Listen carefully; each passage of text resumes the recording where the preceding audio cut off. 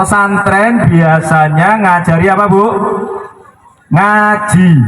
Saya kepingin santri-santri tidak hanya ngaji, tapi juga punya usaha. Kenapa kok harus punya usaha?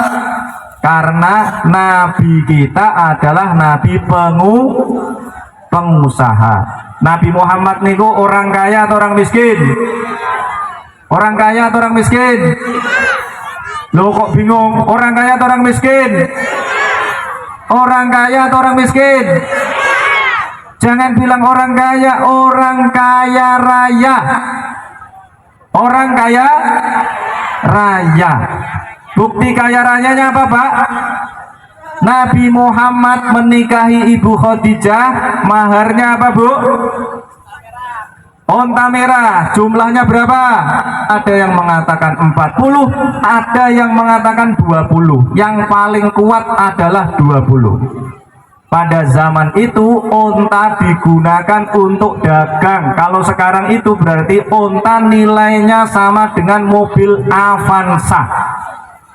Berarti Ibu Khadijah mendapatkan mahar berapa mobil Avanza Bu? 20. Ibu-ibu di sini yang dapat mahar mobil satu aja siapa? Nanti saya tambah satu. Maharnya berapa? Maharnya apa Pak? Maharnya apa Bu? Dapat apa Bu? Seperangkat alat sholat dibayar ngutang, ya kan? Loh, Nabi Muhammad itu adalah orang yang kaya raya, maharnya 20 ekor onta, mendapatkan istri yang kaya raya. Memangnya ada perempuan yang kaya raya mau dinikahi oleh laki-laki yang miskin? Ada?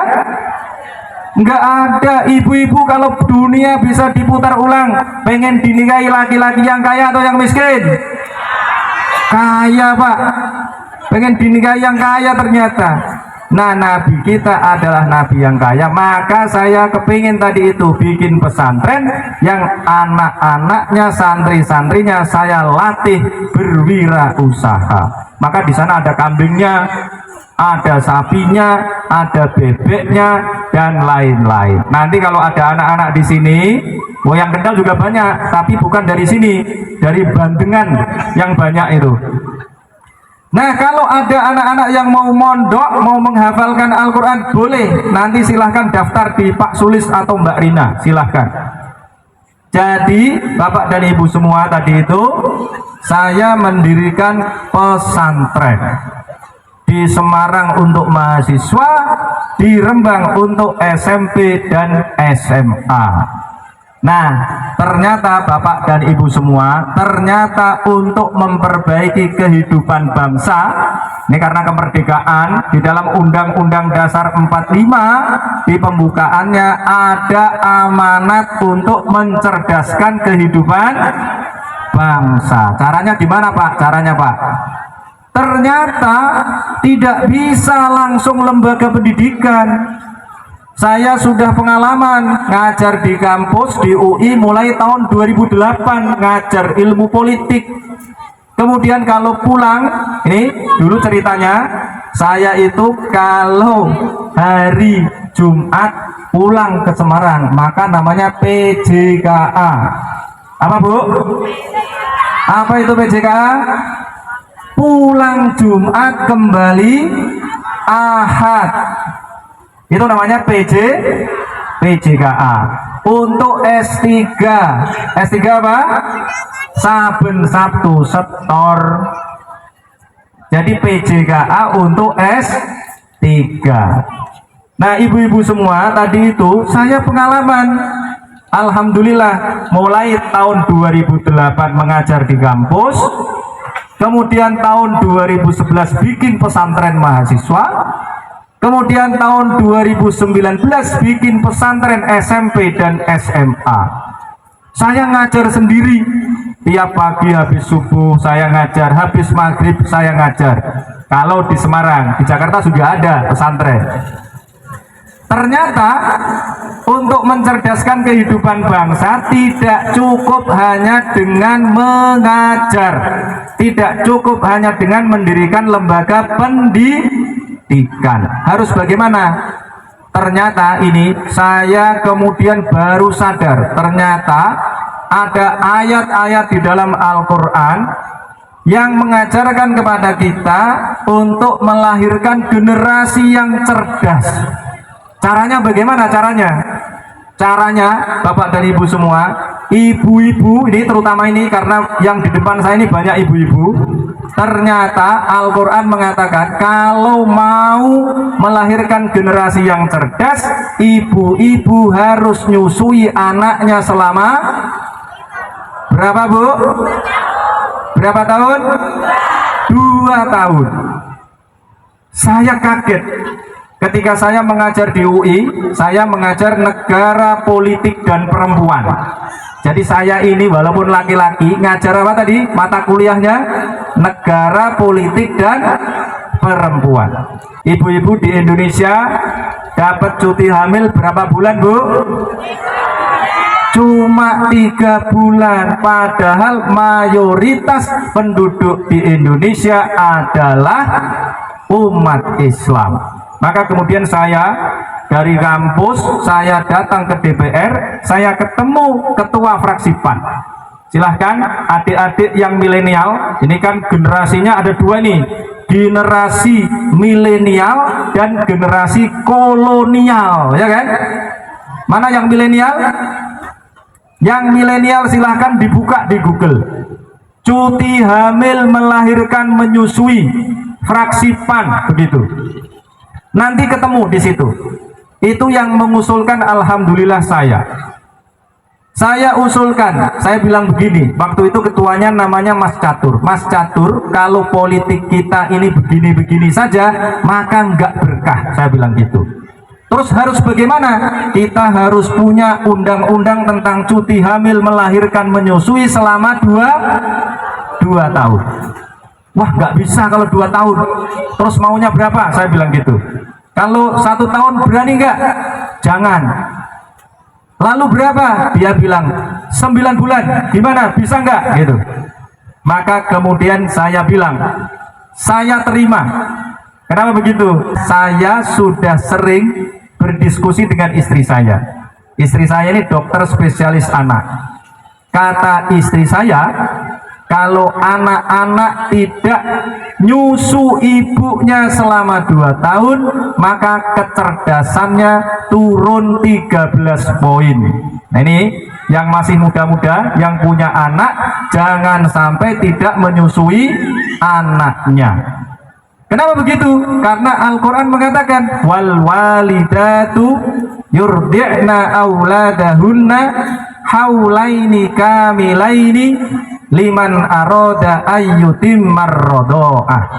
Ibu-ibu ini harus menyusui anaknya selama 2 tahun. Bahkan di dalam surat Al-Ahqaf ayat 15 itu 30 bulan. Jadi kalau ibu-ibu ini hamil, ngurus anaknya yang masih ada dalam kandungan dengan baik, kemudian dikasih susu ASI selama 2 tahun, maka anak-anaknya akan menjadi anak yang cerdas, insya Allah. Tapi kalau cuma 3 bulan, maka anak-anak ibu-ibu tidak menjadi anak manusia, tapi jadi anak sapi. Nah, ini anak sapi atau anak manusia? Anak sapi ternyata, ya kan? Nah gitu, Bapak dan Ibu semua. Maka kemudian saya bikinkan argumentasi. Saya diminta, kamu bisa nggak bikin argumentasi? Kita bikin undang-undang tentang cuti hamil melahirkan menyusui selama 9 bulan. Perempuan itu bisa melahirkan usia kandungannya berapa, Bu? Kalau 9 bulan itu normal. Ibu-ibu kalau prematur, melahirkan prematur, anaknya bisa hidup walaupun kecil-kecil, cuma segini-segini. Saya sering diajak oleh istri saya ke rumah sakit, lihat anak kecil-kecil itu karena prematur. Itu pada usia berapa, Bu? 6 bulan masuk 7 bulan. Maka ibu-ibu ini kalau mau punya anak dengan benar, walaupun prematur, pada usia masuk ke 7 harus sudah tenang, gak boleh kerja lagi, harus ngurusi anaknya. Berarti kalau masuk usia ke-7 ibu-ibu sudah dapat cuti, nggak kerja lagi, ternyata lahir pada bulan ke berapa? Yang normal berapa? 9 bulan. Berarti sudah kepakai berapa bulan? 3 bulan. Berarti tinggal berapa bulan? Tinggal berapa bulan? 6 bulan. Maka masih ada 6 bulan. 6 bulan ini setelah melahirkan, ibu-ibu gunakan untuk apa? Menyusui anaknya, memberikan ASI. Namanya apa, Bu? ASI eksklusif. Ini bapak-bapak sudah tahu kan? Harus memberikan ASI apa, Pak? Eksklusif. Bapak-bapak nggak boleh rebut ASI anaknya, ya Bu, karena anaknya butuh berapa bulan? 6 bulan. Nggak boleh diganggu-ganggu, nggak boleh dikasih makanan yang lain. Setelah 6 bulan itu baru anak-anak kita boleh makan makanan yang lain. Karena itu, bapak-bapak, ini pesan untuk bapak-bapak. Kalau ibu-ibu kalau mau nyusui anaknya, susunya agar berkualitas, makannya harus banyak atau sedikit? Banyak atau sedikit, Bu? Banyak. Itulah sebabnya banyak ibu-ibu yang tadinya langsing-langsing jadi gembrot. Yang tadinya langsing jadi gembrot. Jadi ibu-ibu gembrot itu baik atau enggak baik? Baik. Makanya bapak-bapak sukailah, cintailah istri-istri yang gembrot. Kenapa kok harus mencintai istri yang gembrot? Karena dari istri yang gembrot itulah akan lahir anak-anak yang cerdas. Itu istri saya itu kalau punya anak kecil itu makannya banyak. Kemudian istri saya jadi gendut. Wah, aku jadi gendut nih sekarang. Saya bilang, memangnya aku cinta kamu karena kamu langsing. Oh, senang kan? Ibu-ibu digituin senang kan? Senang. Nah itu bapak dan ibu semua ini, karena sudah malam, masih sanggup lagi? Sampai jam 12? Ya nggak usah panjang-panjang. Ini belajar tadi ya, saya juga belajar dari istri saya. Anak saya itu yang 4 tadi itu dengan perencanaan. Anak saya yang kelima ini adalah anak bonus tanpa perencanaan. Dan ini nggak boleh ditiru bapak-bapak dan ibu-ibu. Kalau bapak-bapak dan ibu-ibu ini yang sudah senior-senior, yang sudah nenek-nenek, yang sudah kakek-kakek, ingatkan anak-anaknya yang mau punya anak, jangan sampai punya anak tanpa perencanaan. Maka kita ini harus keluarga berencana, bukan 2 anak cukup, tapi anak akeh dan direncanakan. Rencana saya itu punya anak 4. Namanya sudah saya rencanakan. Sejak awal saya menikah sudah punya nama. Yang pertama adalah Atana Hukmadinina, yang kedua Atina Hikmata Millatina, laki-laki perempuan. Kalau ada yang ketiga namanya Atana Mulka Baladina, kalau perempuan Atina Milka Baldatina. Ternyata anak yang keempat laki-laki, bingung saya. Loh itu kalau nggak perencanaan bingung nanti punya anak itu namanya siapa. Untung saya pikir kemudian ketemu yang keempat namanya Atana Daula Buldanina. Kemudian ini karena COVID, biasanya saya tadi PJKA pulang Jumat kembali Ahad. Karena COVID nggak boleh ke Jakarta, akhirnya di rumah hiburannya apa Pak? Hiburannya apa? Yaitu istrinya itu ternyata kesenggol. Jadi istri saya itu subur sekali, alhamdulillah. Bingung. Kenapa? Pada saat istri saya hamil, kami kena COVID, akhirnya harus minum obat. Padahal obatnya itu sudah diuji di hewan, bisa menyebabkan risiko besar. Saya dikasih tahu oleh istri saya, itu diajak keliling dulu, diajak jalan-jalan dulu, baru dikasih tahu. Itu obat yang kuminum itu bisa menyebabkan risiko begini, begini, dan begitu. Wah, saya kaget saya kemudian mikir, ya Allah, kalau tahu begini lebih baik nggak punya anak gitu. Karena itulah kemudian saya menjadi lebih dekat sama Allah. Biasanya nggak dekat-dekat amat, tapi gara-gara mau berdoa, ya Allah selamatkan anak saya, semoga anak saya lengkap nggak cacat gitu, maka berdoa terus setiap hari. Alhamdulillah pada saatnya ini bapak-bapak dan ibu-ibu ini, adik-adik yang mau punya istri ya, saya selalu menemani istri saya. Pada saat melahirkan, ibu-ibu ditemani bapak-bapak? Ditemani? Alhamdulillah, itu suami yang benar. Pada saat istri saya ngeden itu, gimana ngedennya Bu? Begitu kan? Ya, kemudian anak saya keluar, saya lihat jarinya, saya lihat, alhamdulillah berijine 5. Kemudian kakinya saya lihat, alhamdulillah sikile loro. Saya lihat hidungnya, alhamdulillah hidungnya bolong. Alhamdulillah normal. Kemudian saya tunggu, alhamdulillah sekarang ini juga normal. Hanya ada satu kekurangannya sekarang giginya gigis. Itu berdasarkan penelitian istri saya, karena obat yang diminum pada saat dia hamil karena kena COVID itu. Makanya kita semua ini harus merencanakan kehamilan agar mendapatkan anak yang berkualitas. Kemudian apa yang harus dilakukan lagi Bu? Kalau punya anak selain nyusui tadi itu, makanannya harus makanan yang bagaimana Bu? Yang bergizi seimbang namanya. Ini saya belajar lagi nih, dulunya saya nggak tahu. Ternyata di dalam Al-Quran juga ada, cuma kita sering salah memahaminya. Ibu-ibu biasanya kalau ngomong sama tetangganya, sama orang-orang, mangan sing penting apa Pak? Warak, sing penting halal gitu kan?